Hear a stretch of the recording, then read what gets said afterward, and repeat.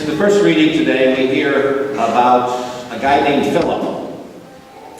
Now, I always thought that the Philip in this Acts of the Apostles was one of the apostles, because there was a Philip who was an apostle.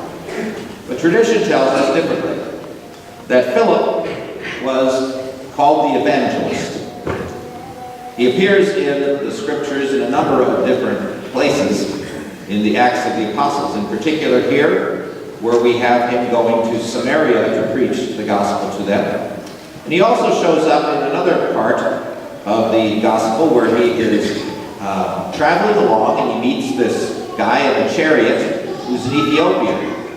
And he wants to know what this book of Isaiah is, and he's reading. So Philip sits in his chariot with him, and he tells him all about the book of Evangelist, of Isaiah, but then he goes on to tell him about Jesus.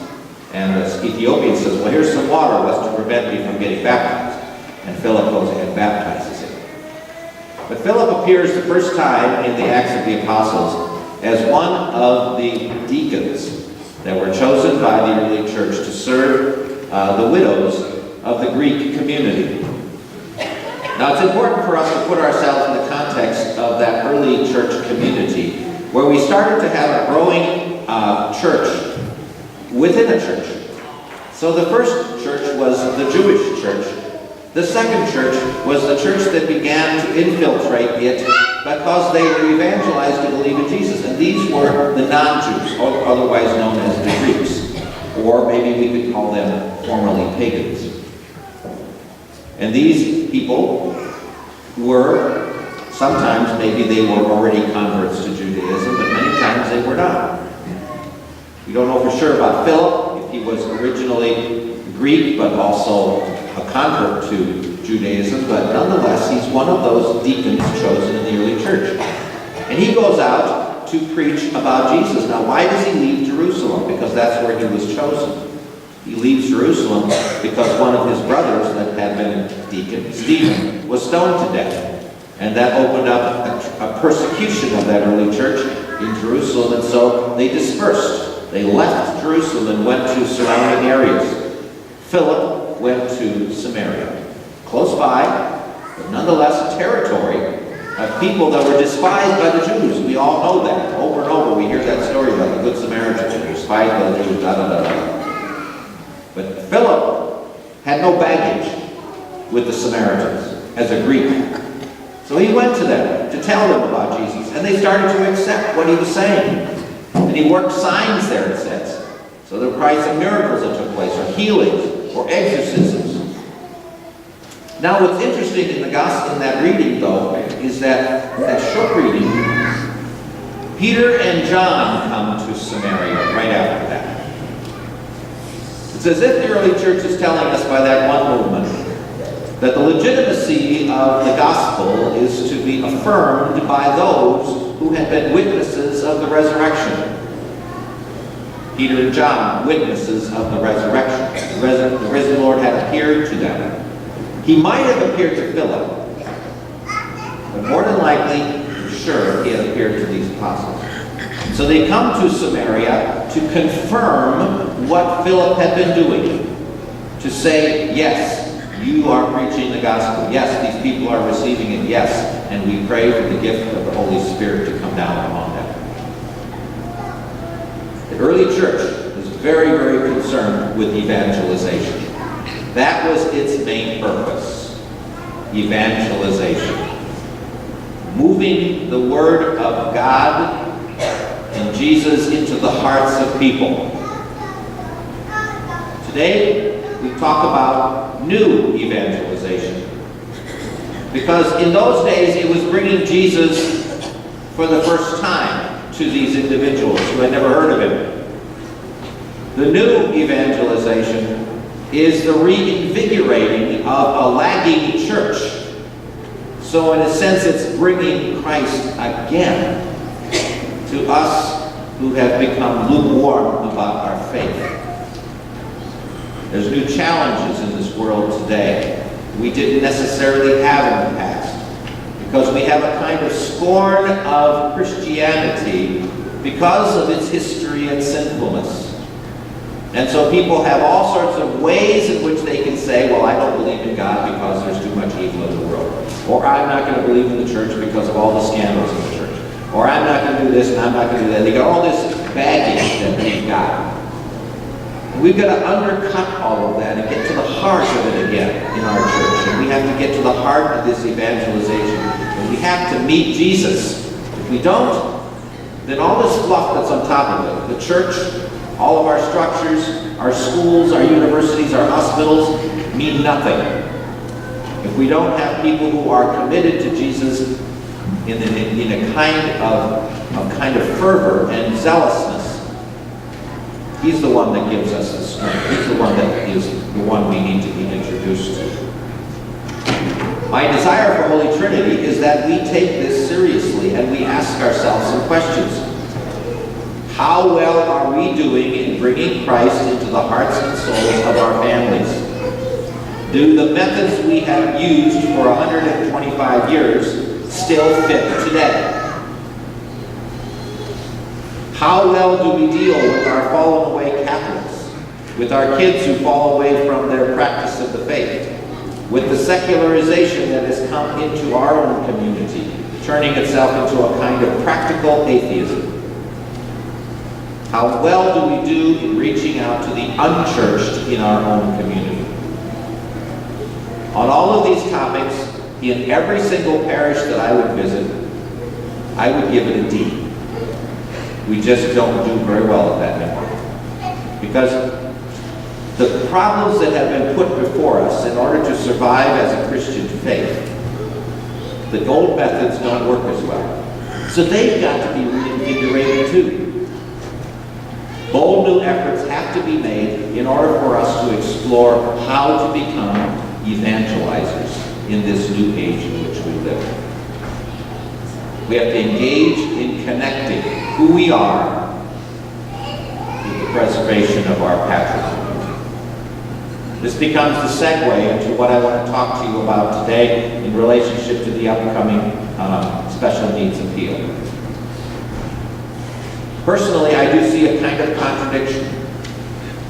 When I ask for money from you for a particular need within your own parish, I ask myself, how in heaven's name am I evangelizing when I'm asking for money?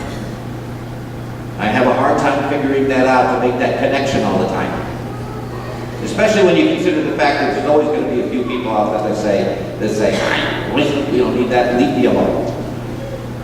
Well, I think the point that I'm trying to make here is that patrimony is this word that's the connection for me. Patrimony. I love that word. Patrimony has to do with what we have inherited from our ancestors. Patrimony is, for some of you, perhaps your farm might be in the third or fourth generation. Maybe it was originally settled by people who came here in those earliest days, and it's been passed on. That's your patrimony.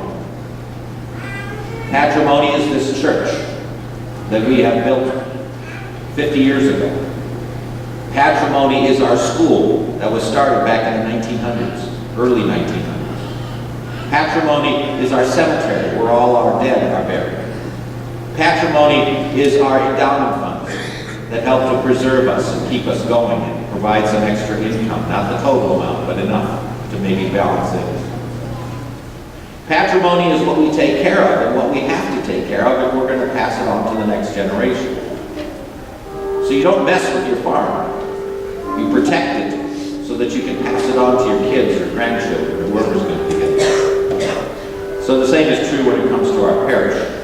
But more so, it is true about our faith. More than this building, more than the schools, more than any of these structures, is our faith. Passing that on. That's the evangelization challenge that we're up against today in this particular age in which we live. See, what's interesting is that for over 300 years, the church existed without any of this stuff. It couldn't have this stuff because it was under persecution, almost constantly, up and down, up and down. And so the church existed much differently than we think of it today. It existed as groups of people who came together on a regular basis to celebrate the Eucharist someplace. You can even go back to the example of Ireland, not that many years ago, where you can visit those places they call Mass Rocks. Places where they gathered, the Catholics gathered in Ireland so that they could offer the Eucharist when the Protestants were so against them at that time, and they couldn't even be in their own churches. They couldn't even have their own churches. And so that's the kind of community, maybe in a sense, we're starting to look at. How can we be Catholic in the midst of this world that is literally taking our institutions away from us? The best example of that is what government regulations do to our hospitals. Or why our Catholic charities are moving out of the adoption business. Because we can't live our values in it. We have to be able to give kids to whoever we want, whoever wants them, regardless of the definition of their idea of family. So we're kind of sitting in this world in which some of these things of our patrimony are being challenged. But we have to preserve them. We have to take care of them. You know that. Just as you take care of your buildings at home and take care of the things that are important to you, you want to make sure that they're taken good care of. As time went on in our church, as persecutions went down and communities started to solidify, we started to acquire things. Because these things were places we could gather. They were the churches that were our own. And that's the places that we could gather together to celebrate the Eucharist. And then we found it necessary for us to pass on the faith, and our religious orders became the way in which that faith was passed on, through the beauty that they provided for us in studying and passing that on through education. And so we have our school systems. So all these things kind of flow from the very roots of our faith. So it's with that as a segue into having you take a look at something now, so I can introduce to you what's coming up in the next couple weeks. In your pews, you have these sheets. If you could pass them around so everybody has one, or share them.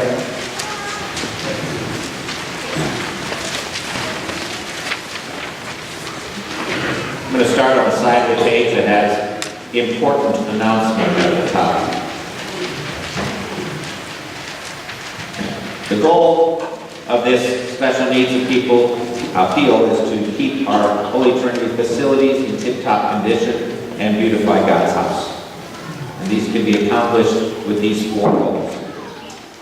Now, after a study of our facilities, and our four priorities have been identified by the Long Range Planning Committee in consultation with the Finance Committee and Pastoral Council. So these are the four priorities that we're presenting to you. And you've heard about most of these things already, but here we go through them. Number one, replacing the roof on the grade school. The balance needed is $27,000. The actual contract for that is $199,000. So we only need $27,000 to finish off enough money to take care of the grade school roof. We'll get to where that other money came from in a little bit. Number two, replacing the heating and air conditioning here in church. The amount to be raised is $165,000. And then third one is to purchase a new tractor for snow removal. I love this particular one because it's, of all the things, has garnered me the most advice. Welcome to the rural life. Most advice. Do we buy? Do we lease? Is it a John Deere? Should it be local? How about a foreign one? And then the last one is purchase antique stained glass windows, and I say antique because they're used, they're from another church, to be restored and installed in our church at a later time. The balance needed for that is $33,000. So for each of those four things, when it says balance needed, that means there was money already put away for those things. So we get down to the last 1/4 of the page at the bottom there. So you'll be invited to a special needs appeal kicked off on June 3rd and 4th after our masses here on Saturday evening and on Sunday. Sunday morning we'll be offering coffee and rolls over in the cafeteria. And we'll be setting up the gym over at Holy Trinity with tables with the workers for our appeal who would meet with you to receive your pledges or gifts. What's important is that we'd like to really do this really well on that Sunday, if at all possible, for you to take care of that then. because the clincher is at the bottom. You'll have the opportunity on Saturday evening and Sunday evening to visit with a committee member in the Holy Trinity Gym where you can make your gift to save you and a committee member the time of a home visit. You don't want me to come see you and ask for money, because you'll be giving a lot more than you will when you go over to the gym and stay there. I may spy that new pickup in the driveway. Okay, turn the page. So when will the new heating and cooling system be installed in the church? They're going to be taking it out. The old stuff will be taken out right after Memorial Day. The day after, that's the week that things will go down in here. And so for about 2 weekends, we won't have any heating or air in our church. That big fan in the room over there, doorway, that's the air conditioning system. That's going to be used those 2 times, 2 weekends. What kind of heating and cooling system it is, just to be very brief, it's just almost like a home system except bigger and much more complicated. Compressor units will be installed on the west side of the church, right in the same place where the old compressor units are. We don't even have to lay new concrete, it's all going to fit pretty well. When will the old roof be taken off? The work on the grade school will start in July when guaranteed roofing will show up. There'll be substantially more insulation on that roof after it's all over with than the present roof. And all the rock that's on it now gets taken off and none gets put back on because it's a whole different process. Why and what are we getting for new snow removal equipment? We're getting a John Deere 1025R with a loader and snow blower. I quit learning about John Deere's back in the days of 4030s, so 1025R is to me Greek. All right, so why are the stained glass windows being replaced, etc.? When the windows were replaced, the stained glass was taken out. It went over to Cruzies and they still have the old stained glass with them, which we plan on integrating some of those colors into the side panels around these windows when we start doing reinstallation. Stained glass windows was the idea originally for us to put back in here. And so it's time for us, I think, at our 50th anniversary of this building, for us to look at upgrading those windows into a beautiful traditional format. There's more information about that in these handouts that I gave out at the town hall meetings that we had a couple weeks back. And there's a bunch of these in baskets in the back of the church. So if you want to pick one of these, you'll learn a lot more about the stained glass window thing. What's the cost of replacing the windows? The windows will be replaced a step at a time. The first step is purchasing them. The cost of beautiful used windows is included in this special needs appeal because some beautiful cost-efficient windows were found. The reworking and installation of the windows will happen at a later time. More information was given at the parish meeting, etc. Handouts are available. Okay, so. Next question. From where did the funds on hand come from for the school roof and the stained glass windows? There was a certain amount of money that had already been donated from like the Tim Lange estate and some other matching gifts on the roof. And then there was a lot of kickback money that came from the Ignite the Faith campaign. So for the roof, we need about $27,000 extra. We already have $27,000. Interesting how those two numbers come together about. On hand for the stained glass windows, which gives us $33,000 still needed for that. Can gifts be made one time? Gifts, payments, or pledges? And yes, just talk to the workers over at the gym when you make your pledges or gifts. And we're trying to wrap this up in 1 year. We want to get it done in 1 year. Obviously, the bills for the heating and air conditioning will come due as soon as that's installed. The roofing will come due when it's finished. So getting as much as we can up front will be very important. And if more than the goal is raised, it will be put aside to be used towards tuck pointing on the grade school as well as new gym windows on the Holy Trinity School gym. Also in the back of church in that basket are these little brochures that you could take home with you if you want more information about the appeal right away. But the sheets that you've got that we just went through, please leave those in the pews and for use by at the next Mass. And I appreciate it if you would kind of take them wherever they're stuck right now. There's some in book racks, there's some people are sitting on it. You can just put them on the ends of the pews nicely right now so that the next people can have them there. like to end with a prayer that I wrote for our long-range planning committee, which is kind of an appropriate prayer for all of us, as we kind of put these two things together, evangelization, patrimony of our parish. Dear Heavenly Father, we are the beneficiaries of a great gift, the gift of our parish. It is here that we find the guidance to live out our lives in accordance with our Catholic faith. It is here that we receive the strength to overcome all obstacles to our faith. It is here that we receive the comfort in times of sorrow and pain. It is here we experience the grace received in the sacraments. It is here that we are led to act with service and mercy towards others. Help us to work together as a team to care for this parish so that it can continue to do what it is called to do, to be a place where we encounter Jesus and are formed to be disciples, so that from here we can go forth to act with mercy. As one parish, one church, we ask this through Christ our Lord.